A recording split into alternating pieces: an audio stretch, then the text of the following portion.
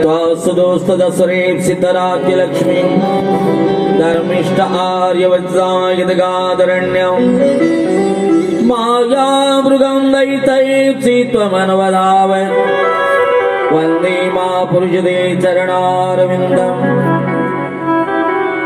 त्यक्त्वा सुदोस्त दसरे सिद्धराज्य लक्ष्मी धर्मिष्ठ आर्य वज्रायदगादरण्यं माया मृगं दैतैप्सि त्वमनवदावत् वन्दे मा पुरुषदे शरणारविन्दम् वंशुभूषितकरान्नवनीरदाभात् पीताम्बरादरुणभीमफलादरोष्टात् पूरणेन्दुसुन्दरमुखादरविन्दनेत्रात् कृष्णात् परं किमपि तत्त्वमहं न जाने गुरुर्ब्रह्मा गुरुर्विष्णु गुरुर्देवो महेश्वरः गुरुर्साक्षात् परब्रह्म तस्मै श्रीगुरवे नमः।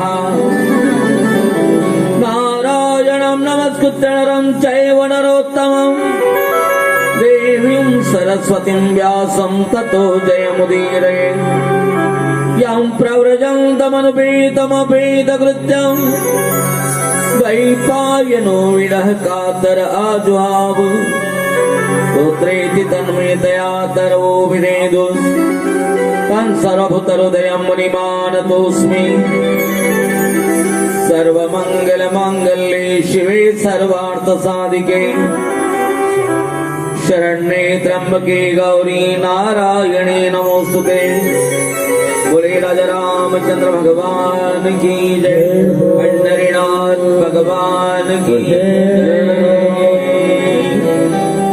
हरि ओम नमः पार्वती पतये हर महादेव।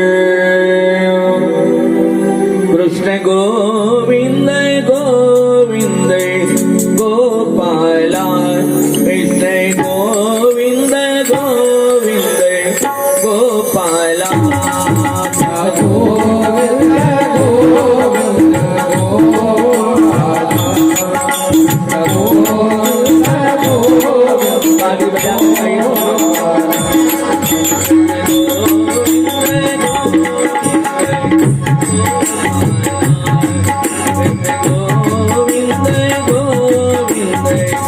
Govinda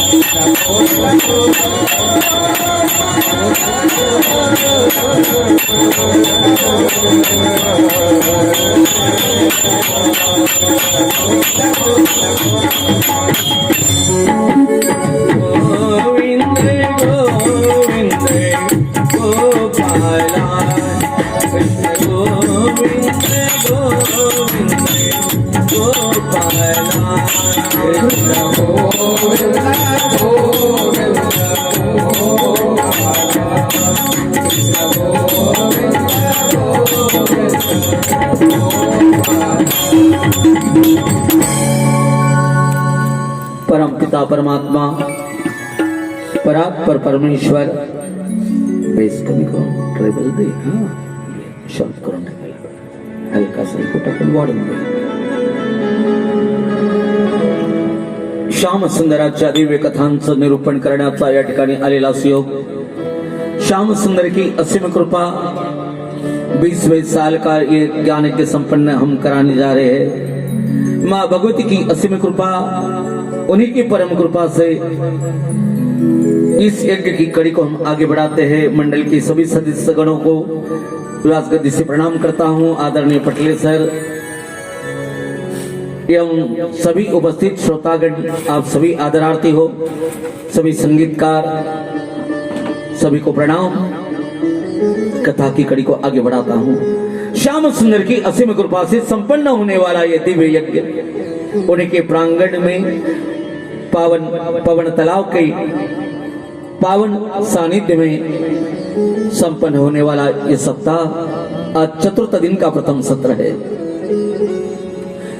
कल तक हमने माँ भगवती की बहुत सारी कथाओं का निरूपण किया. महाभारत से संबंधित उन कथाओं का श्रवण आपसे करवाया. महामुनि वेद व्यास जी महाराज यह कथा राजा जनमेजय को सुना रहे. महामुनि वेद व्यास जी को देवर्षि नारद ये कथा सुना रहे. नैमिष अरण्य में सूत जी महाराज शौनकादिक ऋषियों को जो कथा का रसपान करा रहे, वही कथा का हम यहाँ पर रसपान करेंगे. एक समय की बात है, उदत्त नाम का एक ब्राह्मण बालक बड़ा मूर्ख हुआ. उसके पश्चात ये बहुत बड़ा पंडित हुआ. राजा जनमेजय पूछते हैं व्यास जी महाराज, इस वृत्तांत को जरा विस्तार से मुझे सुनाइए, ताकि मां भगवती की असीम कृपा मुझ पर हो. इसलिए मैं कुछ ना कुछ जरूर प्रयास करूंगा. एक समय की बात है, जमदाग्नि ऋषि सारे तीर्थों का भ्रमण करने निकल गए. ऋषियों के जीवन में, संतों के जीवन में तीर्थ यात्रा और संत समागम, ये दो बातों का संयोग जरूर मिलता है. मानव देह मिले और भगवत कृपा को पात्र बनने के लिए हम संत का समागम और तीर्थ यात्रा यदि करते हैं तो हमारे जीवन में बहुत सारा लाभ मिलता है. तीर्थ यात्रा करते करते जमदाग्नि स्वयं पहुंच गए जहां पर एक बहुत बड़ा यज्ञ चल रहा था, संत समागम चल रहा था. वही नैमिष अरण्य में जहां पर सभी लोग एकत्रित हुए हैं. जमदाग्नि ऋषि ने अनायास एक सवाल संतों की सभा में, ऋषि की सभा में उपस्थित किया। महाराज, देव तो बहुत है, भगवान ब्रह्मदेव, भगवान विष्णु, भगवान रुद्र, भगवान इंद्र, भगवान अग्नि, वरुण देव, कुबेर जी, पवन जी, त्वष्टा, स्वामी कार्तिकेय, गणेश जी, सूर्य भगवान, अश्विनी कुमार, बग, उषा, चंद्रमा, इनमें से कौन सी ऐसी देवता है जिनकी उपासना करने से इंसान के जीवन की सारी इच्छाएं पूर्ण हो सकती है? मूलतः परमात्मा एक है, लेकिन अनेकों अनेकों भक्तों के कार्य करने के लिए परमात्मा ने समयानुसार विविध अवतार धारण किए। भक्तों का संकट निवारण करने का कार्य आता है, गणपति बन जाते हैं। देव सेना का नेतृत्व करना है तो कार्तिकेय बनते हैं। निसर्ग के सानिध्य में रहते हुए अनपढ़ लोगों को ज्ञान देने के लिए भगवान भोलेनाथ बन जाते हैं। कभी भगवान महाविष्णु पीतांबर पहने वाले साड़ी पहनते हैं, भुजा 4 धारण करते हैं तो दुर्गा जी भी बन जाते हैं। है तो एक ही, इसलिए वारकरी संतों ने देवी बोलकर आराधना करने के लिए भगवान पंढरीनाथ जी को ही देवी बना दिया। हे भगवती, कहो हमारा कल्याण कैसे हो। भगवती के स्वरूप में हम आप ही की आराधना करते हैं, संशय बिल्कुल नहीं रखना। जमदाग्नि ऋषि ने जब सवाल किया संतों की सभा में, तुरंत वहां पर लोमज ऋषि उपस्थित है। लोमज जी का बहुत बड़ा सुनहरा आश्रम अपने से बहुत करीब एक जगह पर स्थित है, शायद आपने देखा या नहीं। लोमज ऋषि जी का आश्रम आपके निवास से मेरे ख्याल से 200 किलोमीटर दूरी के ऊपर आश्रम है। शायद कभी आप में से कोई गया हो तो धन्यवाद, नहीं गया हो तो जरूर जाना। छत्तीसगढ़ की राजधानी रायपुर से लेकर 40 किलोमीटर दूरी पर राजिम नाम का नगर है। राजिम नाम के नगर के करीब महानदी बहती है। स्वयं भगवान भोलेनाथ महानदी बने, शुंड नदी गणपति बापा बन गए, पारू नदी स्वयं पार्वती माता बन गई। तीनों नदियों का संगम, और उसी संगम के तट पर लोमज जी का सुनहरा आश्रम है, जो राम जी के मामा का गांव है, निहाल है उनका, माँ कौशल्या रानी का मायका आपसे करीब है। उस नगर का नाम राजिम। डाउनलोड होते का है, बहुत अच्छा नाम है उस वन का, बहुत अच्छा नाम उस वन का। सूरज याद आ ही जाएगा, मैं बता ही दूंगा, डाउनलोड करूँ, बता दूंगा थोड़ी देर में। बहुत अच्छा नाम फेसबुक से। लोमज ऋषि जी का आश्रम, वही लोमज जी स्वयं नैमिष अरण्य में पहुंचते हैं, बताने लग गए देवता तो अनेकों अनेक है, लेकिन उनमें से बहुत जल्दी कम समय में शांतिपूर्ण प्राप्त होने वाली एक ही देवता है, उसका नाम है भगवती जगदम्बिका भुवनेश्वरी। नाम कुछ भी लो, लेकिन जगदम्बिका अम्बा।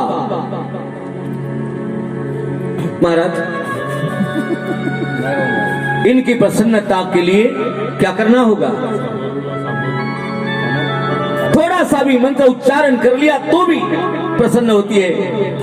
इसके लिए वृत्तांत लोमज जी बताने लग गए। मां भगवती के लिए शास्त्र का अध्ययन करने की जरूरत नहीं, आयु थोड़ी है। शास्त्र अनेक है, पंथ अनेक है, ग्रंथ अनेक है। सभी पंथ, सभी ग्रंथ, सभी संप्रदायों का अनुसरण करने यदि लग जाए इंसान, तो इंसान की इस अल्प आयु में इतना करना, it is impossible for each and everyone. अशक्य बात है। तो सार बात शास्त्र की सुने, और शास्त्र की सार बात सुनते हुए शास्त्र शास्त्र ने जो संदेश दिया या संत ने दिया हुआ संदेश तो शास्त्र पढ़ा रहा है उसका अनुसरण यदि साधक कर लेता है तो अल्पायु में उसको सारा का सारा सौभाग्य मिलता है। सुंदर वृत्तांत बताया लोमच जी ने संतों की सभा में, कान खुलकर सुनिए। देवदत्त नाम का एक ब्राह्मण, शादी होकर अनेकों साल बीत गए। दुर्गा जी का महत्व बता रहे, मंत्र की शक्ति बता रहे।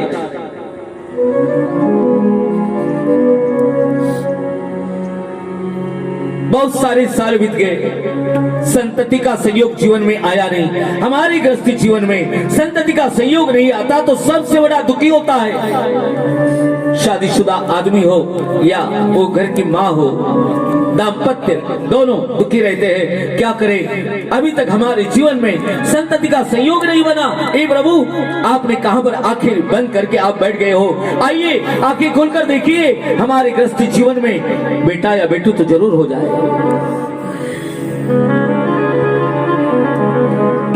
और इसका एक तात्विक अर्थ ये भी होता है, मनुष्य के जीवन में यदि सुख का संयोग बनता है, मान लेना पूर्व जन्म में हमने बहुत सारे पुण्यों का कार्य किया होगा, माँ भगवती की उपासना की होगी, गरीबों को दान दिया होगा, अज्ञानी लोगों को ज्ञान पढ़ाया होगा, निर्धन को धन दिया होगा, संकट में जो है फंसा हुआ उसकी सहायता की होगी, फलस्वरूप हमें ये सारा प्राप्त हो गया। इसका मतलब ये है, हमारे जीवन में यदि भगवान ने पर्याप्त हमारा सुखी जीवन यदि बनाया तो जो संकट में फंसा हुआ है उसकी सहायता करो। आज तो जमाना इतना बदल गया, किसी का रोड पर एक्सीडेंट होता है, रोड पर खून से लथपथा हुआ शरीर, वो आदमी कहराते रहता है और देखने वाला आदमी मोबाइल में उसकी फोटो निकालने के लिए, वीडियो शूटिंग के लिए खड़ा रहता है। तुरंत 108 के ऊपर डायल करते हुए, एम्बुलेंस जल्दी नहीं बुलाएगा, पहले शूटिंग करेगा व्हाट्सएप पर डालने के लिए, बाद में फिर मन में आया तो डायल करेगा। अरे पागलो, हंसो मत। दुर्घटनावश कोई यदि जख्मी बन जाता है, उसके प्राणों को बचाने के लिए उसकी सहायता पहले करो, बाद में मोबाइल में रिकॉर्डिंग करना। जमाना आज बदल गया, करो नहीं, ऐसा नहीं, पहले एम्बुलेंस बुलाओ, उनकी सहायता पहले करो। पिछले जन्म में सत्कर्म किए होंगे, इसका फल आज हमें मिल रहा है। इस व्याधि गद्दी कर बैठना, संगीतकारों को संगीत देना, तो आपको श्रोता बनकर सुनहरी कथा का रसास्वादन करना, ये तो पूर्व जन्म में की हुई सत्कर्म का फल है। देवदत्त जी को बेटा नहीं है ना बेटी है। तमसा नदी के किनारे चले गए, कौशल प्रदेश में रहने वाले तमसा नदी के किनारे पर गए, पुत्र कामिष्ठ यज्ञ का आयोजन किया, सामवेद का गायन गोभील नाम के ऋषि करने लग गए। सप्त सुरों में मंत्र का उच्चारण चल रहा है। सांस लेने में जरा दिक्कत आती है, मंत्र का स्वर कभी ऊंचा होता है कभी नीचा होता है। गोभील जी स्वयं, देवदत्त जी स्वयं वेद की ज्ञाता है, पारगामी तज्ञ है, और जब सुर कम ज्यादा होते दिखा, सुर कम ज्यादा होने से मंत्र का अर्थ बदलता है। निवेदन किया, गोविंद जी महाराज पुत्र कामिष्ठ यज्ञ है, सकाम यज्ञ कर रहा हूं, यदि आपका मंत्र थोड़ा भी गलत हो गया तो इसका मिलने वाला फल उल्टा हो जाएगा। ढंग से जरा मंत्रों का उच्चारण करो, ढंग से करो। वारकरी संतों ने बहुत मंत्र की बात कही।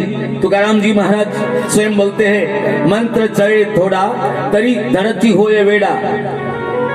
मंत्र का उच्चारण सही मायने से नहीं हुआ तो मंत्र का उच्चारण करने वाला पागल बन जाता है। इसलिए मंत्र का उच्चारण करना हो तो सही ढंग से करो। पढ़ लो किसी विद्वान संत से, या आपको जो मंत्र आते हैं किसी संत के पास बैठकर बोल दो, बराबर ही या नहीं, बराबर है या नहीं, गलत यदि मंत्र का उच्चारण हुआ तो फल नहीं मिलता। इसलिए हमारे संतों ने भगवान का नाम चाहे जैसा भी लो लेने के लिए कह दिया। फल क्या होगा? उल्टा भी नाम ले लो तो भी फल सीधा ही होगा। शास्त्र हमारे सामने है, उल्टा नाम जपने वाला महर्षि वाल्मीकि ऋषि बन गया, राम नाम तो आता ही नहीं था। बहुत कुछ इसका वृत्तांत बता सकते हैं, लेकिन कथा हमारी पीछे रह गई, इसलिए इस बात का मैं अधिक विस्तार यहाँ पर नहीं करूंगा। इतना ही निवेदन करूंगा, जिसको मंत्र सही मायने से बोलना नहीं आता वो भगवान का नाम मंत्र बोले, चाहे जैसा भी आए वैसा बोले। राम बोलो तो भी चलेगा और मरा बोलो तो भी चलेगा। महाराज आपने कैसा बोल दिया? मरा बोलने से कभी राम होता है क्या? तो हाथ में पेन ले लो, मैं डिक्टेशन देता हूं। 3 बार मरा मरा मरा लिखना।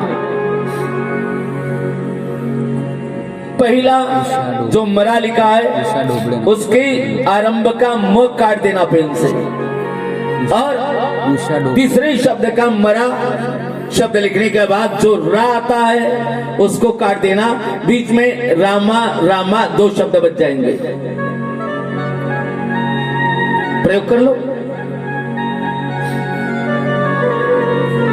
3 बार मरा मरा लिखने से 2 बार राम राम लिखने का फल मिलता है।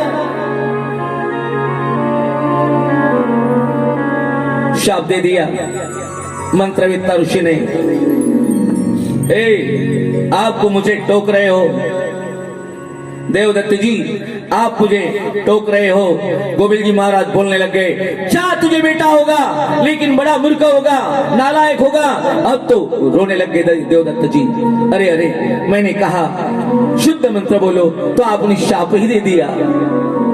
लेकिन याद रखना, संत एक क्षण में गर्म होते हैं और दूसरे क्षण में शांत बन जाते हैं। जैसा अग्नि का संयोग होने से बर्तन में रखा हुआ पानी गर्म होता है, लेकिन अंगार से दूर कर दो तो कुछ पल में वो ठंडा भी होता है। उसी तरह से संत कुछ क्षण में गर्म भी बनते हैं और कुछ क्षण में ठंडे भी बन जाते हैं। आशीर्वाद दे दिया, जाओ, मैंने गर्मा गर्मी में आपको होने वाला बेटा मूर्ख होगा ऐसा तो बोल दिया, लेकिन आशीर्वाद देता हूं बगैर शास्त्र का अध्ययन किए हुए आपका बेटा शास्त्र का पारगामी विद्वान बनेगा। मां भगवती जिसको स्वीकार कर ले वो मूर्ख भी पंडित बनता है।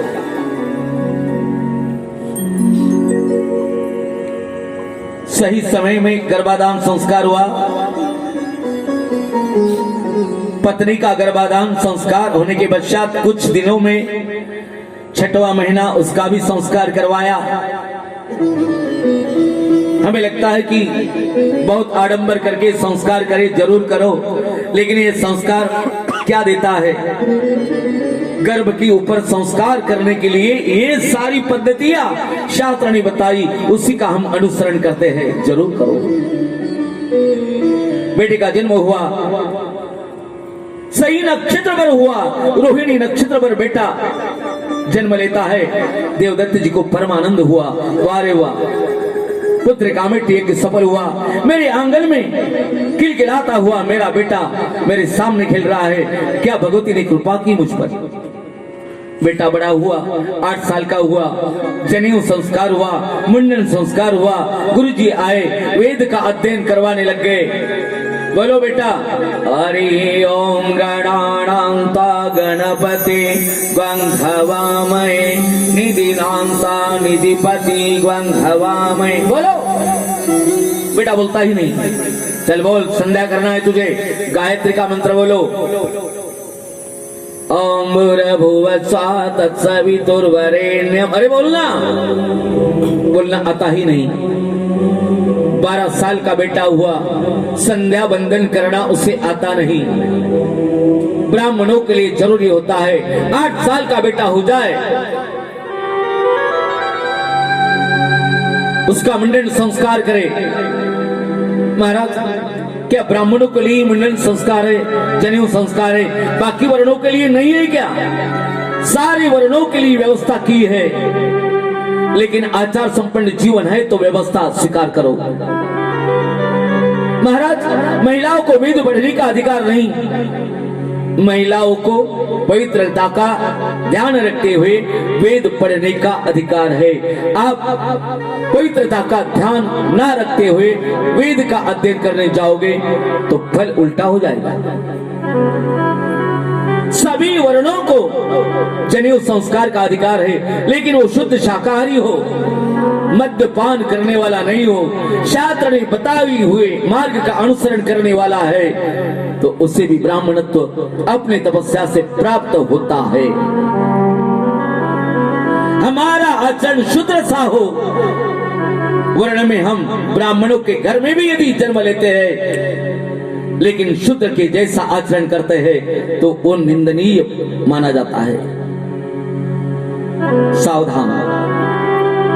कभी कभी तकरार की जाती है कि हमारा आपके शास्त्र ने 3 वर्ण की जाति के पुरुषों को जनेऊ संस्कार का अधिकार दिया है, बाकी लोगों ने क्या पाप किया है, उन्हें क्यों शास्त्र ने अधिकार नहीं दिया? उन्हें भी अधिकार है। सबसे परिचित एक नाम मैं बताता हूं। भगवान राम जी की लाडली मैया, क्या नाम था उनका? उषा ढोबले कौन है? भगवान राम जी की लाडली माँ का नाम क्या है? हाँ, जोर से बोलो। महारानी कौशल्या। कौशल्या वेद की पारगामी थी, अग्निहोत्र किया करती थी।